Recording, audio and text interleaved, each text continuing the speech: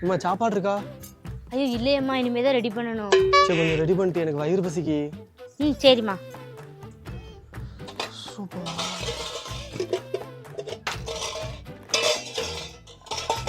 2 hours later. இன்னும் சொல்லி 2 மணி நேரம் ஆச்சு. இவ என்னதான் பண்ணுதா? எனக்கு வயிறு வேற பசிக்கு.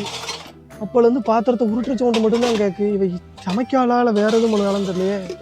ஏட்டி என்ன டீ பண்ணுத? சமைச்சிட்டியா இல்லையா நீ? இல்லம்மா, இன்னும் சமைக்கல.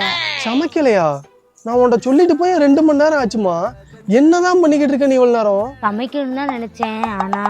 ஆனா பசிக்குன்னு நான் உன்கிட்ட சொன்னேன் பத்தியா? என்னைய சொல்லணும். நீ சமைக்கவே வேணாம், நான் ஹோட்டல்ல போய் சாப்பிட்டுக்கிடுவேன்.